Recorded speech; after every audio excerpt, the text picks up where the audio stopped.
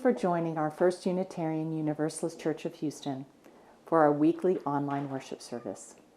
Today our service is led by our church's high school youth group. The youth contributing to our service are Aaron Prohaska, Aiden Murphy, Maya Thibodeau, Declan Brown, Emma Thompson, and Marin Brown, as well as our adult leaders, Mark Vogel, the Reverend Scott Cooper, and me, Carol Burrus. And we had lots of help from behind the scenes from Christian Holmes. Our theme for this month is Renewal, and today's service honoring Earth Day is called Renewal and Repair. For those of you who are new to Unitarian Universalism, let me tell you a few words about our faith. We are a religious tradition that celebrates the possibility of goodness in each human heart, the transformative power of love, and the clarifying force of reason. We believe in taking action in the world here and now, acting on our values to make the world a better place. We hope you will join our church service, which for now each week is online, and hope you will join us in person as soon as it is safe for us to gather together again. I invite you now to hear our call to worship.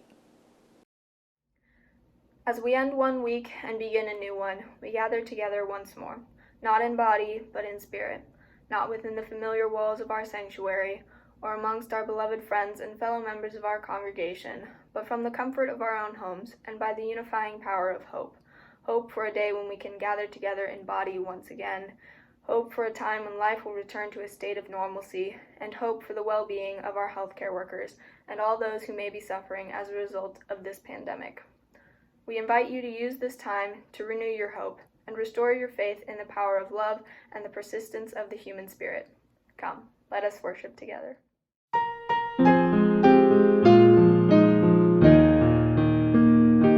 Celebremos compartiendo nuestras vidas, encendiendo esta luz.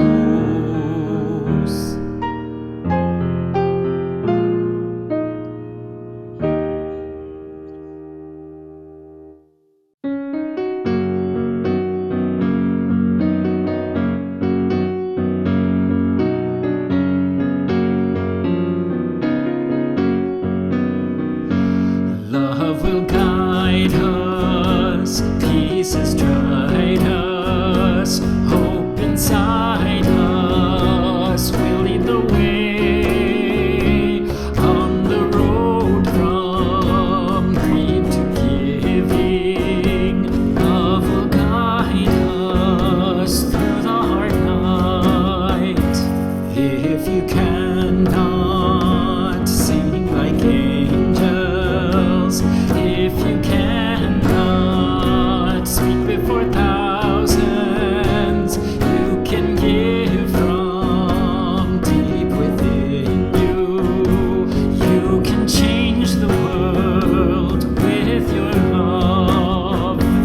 You are like no other being. What you can give, no other can give. Future of our precious children, to the future of the world where we live. Hear the song of peace within you. Heed the song of peace in your heart. Spring's new beginning shall lead to the harvest. Love will guide us on our way.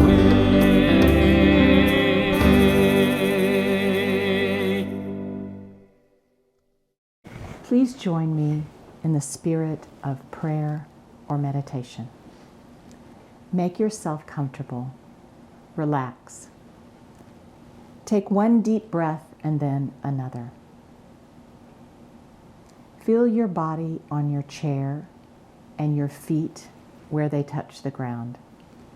Breathe. Open your mind and open your heart. O Spirit of love and life, great mystery, God of many names, help us weather this storm. Help us care for ourselves and each other during this time of instability and grief. May we have compassion and understanding for all those who are struggling and feeling vulnerable, including ourselves. May we afford everyone an abundance of grace during these anxious times, even as we ask the same from them. We grieve with the families of those who are ill or who have died. Let us offer blessings of care and love and support in all the ways that we are able. May we have the strength to persevere. May we have the capacity for hope as we move through these uncharted waters. In our deep connections through time and space, I invite the congregation to say, Amen. We pause now together to lift up that which sits heavy and light on our hearts during this difficult and emotion-filled time. We lift up especially those who are struggling with COVID-19, including a member of International Voices and Tawana Grice's best friend's grandmother, Leela Mae Taylor. We lift up Anne Reed as she undergoes chemotherapy.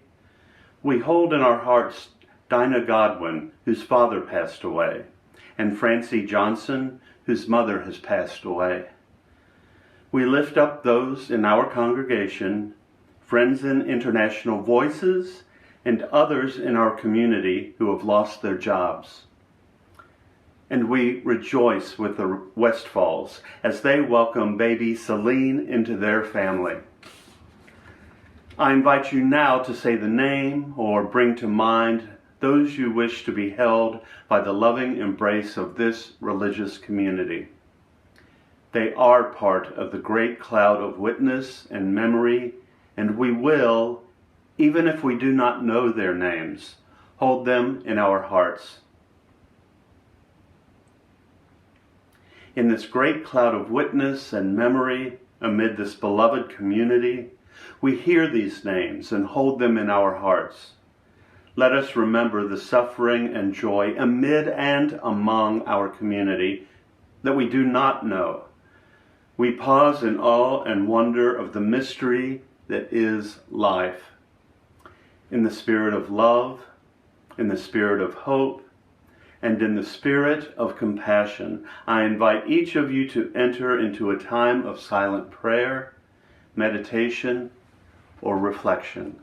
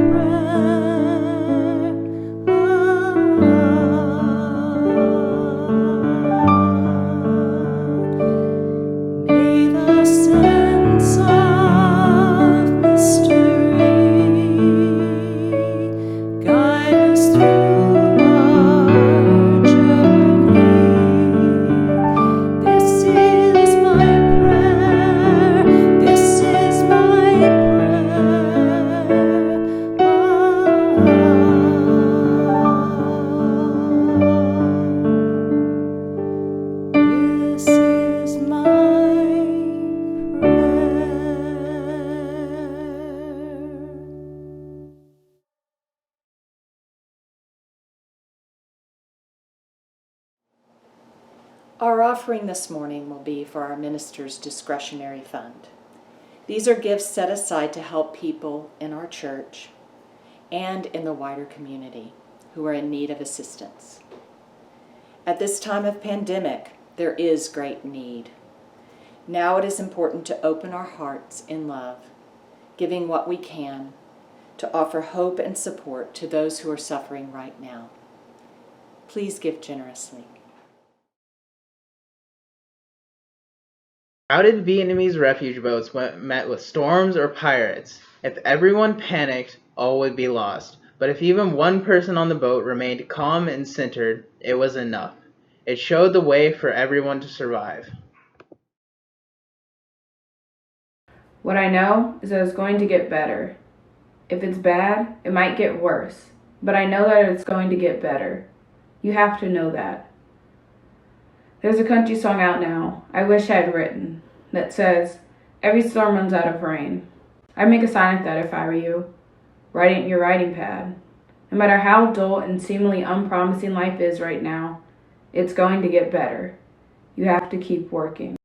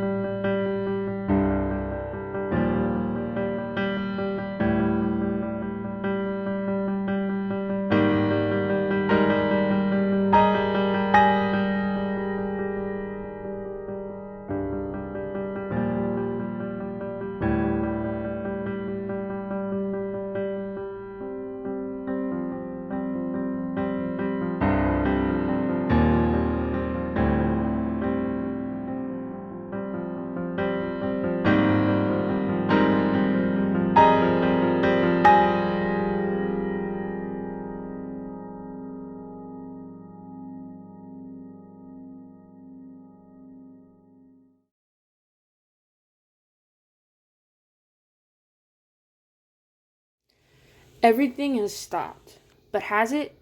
People are still working, driving, learning, and fortunately, loving.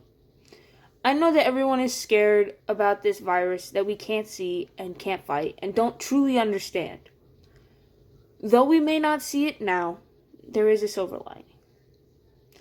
Maybe this virus is a blessing in disguise. By that, I mean we now have a chance to think about tomorrow. We've all been so focused on the things we can see in our lives that we haven't thought about the stuff we can't see. Not only viruses, but some that have been around for many years, like global warming and pollution. When I was younger, I was always told to leave a place better than I found it. What would happen if we applied this advice today?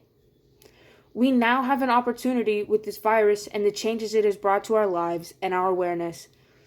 We have the chance to put our brains into solving the problem of tomorrow, today.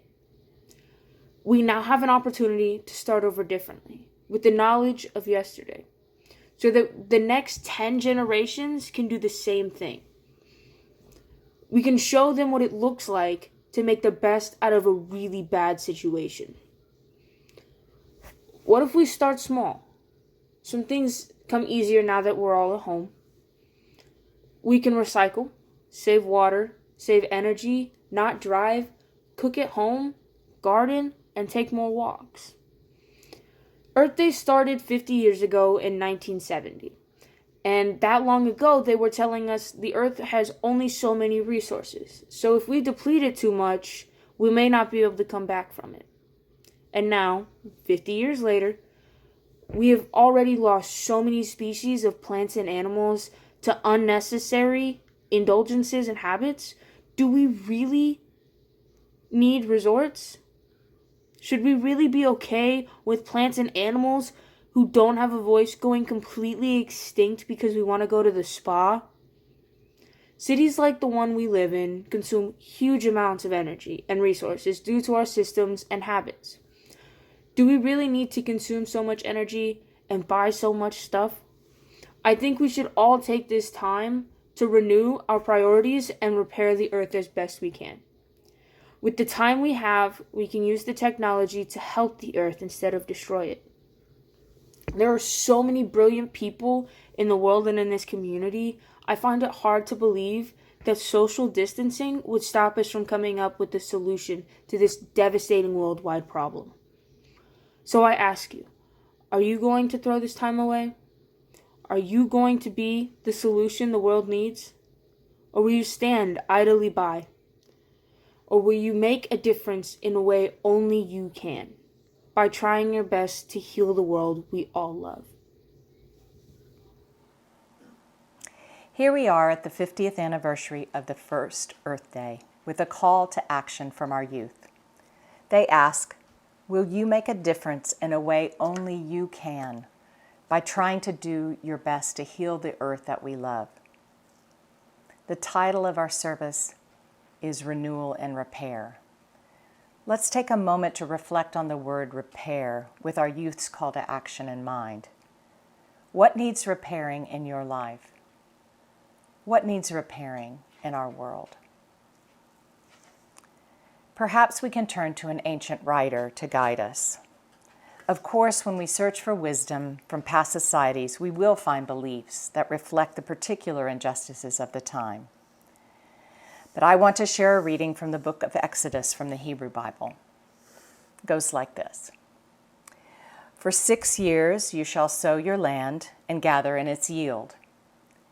But the 7th year you shall let it rest and lie fallow, so that the poor of your people may eat, and what they leave the wild animals will eat. You shall do the same with your vineyard and with your olive orchard. 6 days you shall do your work, but on the 7th day you shall rest. We've known a long time that land needs to lie fallow in order to replenish itself. Otherwise, it cannot successfully bear crops again. It's part of what farmers learn over and over again, that even if they are able to grow for a while using fertilizer, the soil will gradually die and will not feed the crops anymore. And as many things like this, there will be other consequences of failing to follow nature's cycles and her need for rest and repair. We have also known for a long time that humans need rest. Every single 24-hour period, we need to spend almost a third of it sleeping. And that doesn't count the time we need to eat, engage in other kinds of rest like play or social time. Yet our culture is terrible at waiting, terrible at resting. Instead, it offers a cacophony of distraction and a deluge of advertisements. And now, when the pandemic has forced us to stay home, we can no longer do much of what we did before, like go to church or a movie or to a friend's home for dinner. Under these circumstances, we could as a society lie fallow, take the time to rest and reflect on the way we've been doing things, think about changes that would help families and help sustain our planet, help repair us. At this time, many workers instead are asked to continue their usual pace, or sometimes asked to double their efforts. And for a small few on the front lines in our medical system, I feel so grateful and scared for them, and I stand in awe. But for most of us, we continue school and work under these new circumstances. Could we stand up and say, this is not really possible? Could we choose a different way forward? And there are those for whom the pandemic has taken away all activities and income. Work is gone, time with friends are gone, and so many are feeling bored and lonely. And maybe all of us are pretty worried. Whether you are underutilized or you're trying to continue as usual, or you're doubling your roles, this ancient reading suggestion to lie fallow could offer us a guide forward. Other religions offer rituals as well. The youth and I invite you to adopt a regular spiritual practice. It changes perspective and emotions. It shifts our heart. In their Sunday morning group, our youth have been exploring spiritual practices and have found that they can take them to another realm, take them into an exploration of the sacred, Spiritual practices can connect us to the mystery of life and help us understand more deeply the meaning of our own lives. What could your spiritual practice be? What new spiritual practice could you take on during this time? I have a couple of spiritual practices. Each morning, I read from a book of daily readings and write down what I am grateful for. This centers me, and it affects what I notice during the day. I also focus on 6 things that start with letter S when I go for a walk. This clears my mind and enhances my awareness of the beauty around me. 6 things. I ask myself, what do I see? What is in the sky? How does my body feel in my upright stance against the earth? What do I sense on my skin or inside my body? What can I smell? And finally, what sounds do I hear? This particular spiritual practice creates an internal calm that helps me face frustrations, loss, or the feeling of being overwhelmed or anxious. And I believe it could help me be the one in the boat who stays calm when there are pirates or a terrible storm. I've noticed some new rituals from my neighbors since the pandemic. Maybe you've noticed too. Families are going on lots more walks and bike rides together. What if we all did this more and kept it up? Bike rides are kind of like a mini Sabbath, a time of rest and repair. Any of us could also take the time to lie in the grass and stare at the clouds, waiting until a bird flew by. We need this. I want to share one more spiritual practice, one that might surprise you because it is such a routine task, and that is washing dishes. I learned this from a former minister of this very church, Bob Shibley. He suggested that washing dishes was an opportunity to live in the moment. Feel the warm water. Feel the smoothness of the dish. Or if you're washing dishes with another person, it is a clear time set aside for a regular visit. And if used as a way to care for the earth, because we're not using paper and plastic, it is a deep act of love. So yes, washing dishes can be, when we shift our awareness and our intentions, a spiritual practice. So in what ways could this virus be a blessing in disguise for you? How could you use this disruption to allow for repair? I end my part of today's sermon with a call to remember these few things. We are healthier and happier when we stay connected to who we are, which is inextricably connected to the earth. Let us take steps to revel in the earth's beauty and to live more sustainably. Next, when we find ourselves in the middle of the storm, if we are able to stay calm, it not only helps ourselves but helps those around us. But since it isn't easy, a regular spiritual practice can help us feel grounded and help us hold on to the calm. And when we are asked to do something that we know is impossible, we forgive ourselves for not being able to do it. And we stand up with others who share our plight, and we use our voices to say no. And lastly, I'm going to keep remembering the words of Maya Angelou. These words give me hope. She said, "It will get better. Every storm runs out of rain." Let's take this time to repair our world. The world as we know it has come to an end. Many businesses are closing, stores are running out of stock, students are schooling at home. Many people are working from home while many others have lost their jobs. We are being told to stay at home, to live in isolation, to distance ourselves from each other. and we are living with the knowledge that coming into contact with this virus could be fatal. The world as we know it has come to an end, but with every ending comes a new beginning. Now is the time we are given to reflect on how we can repair our world, how we can create a more sustainable future for ourselves, and how we can create a better world for generations to come. Now is the time to forge new habits so that when we are free to return to our daily routines, we do not take for granted the abundance that the earth shares with us, but instead we form a bond of love and gratitude for the planet that we call our home. Let's take this time to repair our world. This time of isolation is a gift from nature to meditate on what we can do to make this world better. We can spend this time renewing our spirit so that we will have the strength and courage to journey forward together with love.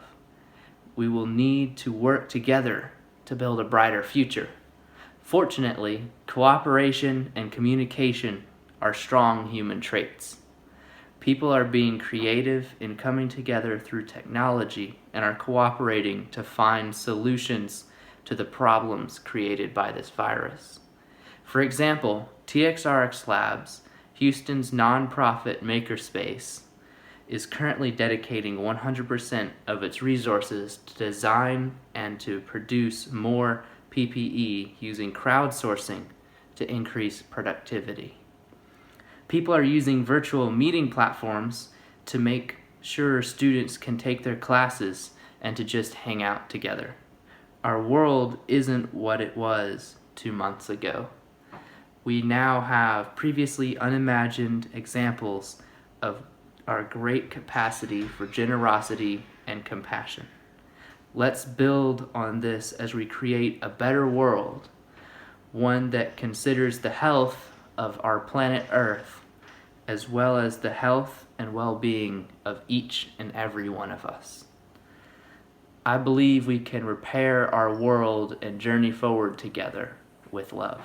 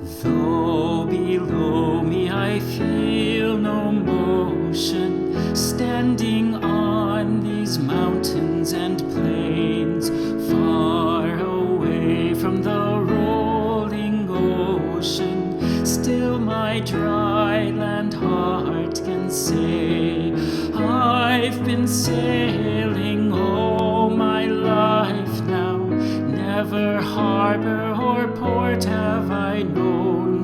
The wide universe is the ocean I travel, and the earth is my blue boat home.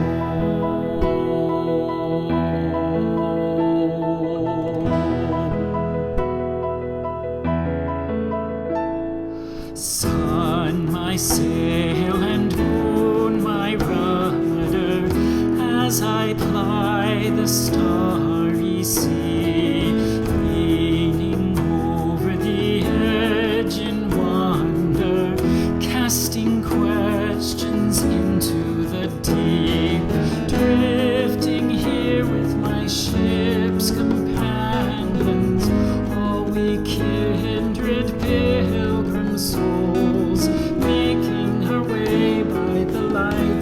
the heavens in our beautiful blue boat.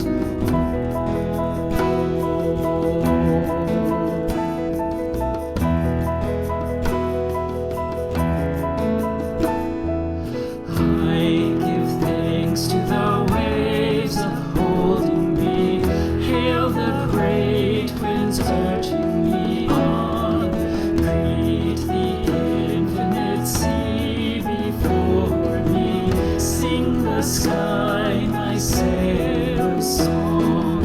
I was born upon the fathoms. Never harbor or port have I known. The wide universe is the ocean I travel, and the earth is my blue boat.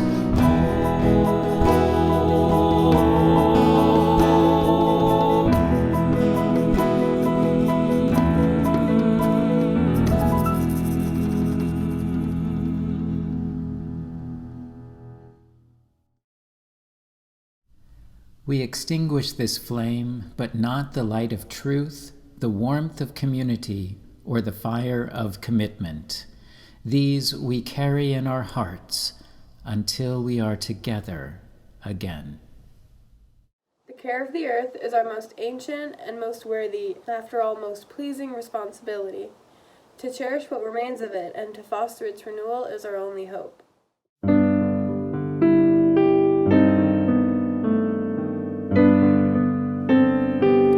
Be sure to keep watching, because after the announcements, the Green Revolution videos are premiering. While our church as buildings is closed, our church as people is still meeting, but now online. Carol and Alex are offering Zoom lessons for beginners to help you get started. There are weekly and monthly offerings to keep you connected and engaged with our community. Please go to our website, firstuuhouston.org/online-group-meetings for more details. During our stay-at-home orders and during Earth Week 2020, we hope you will be inspired by these 2 short videos of our own church members engaging in new green practices at home and our church, making sustainable choices in our building. Please watch this week and be inspired to make small changes that not only make a big difference, but feel good and connect us to the earth.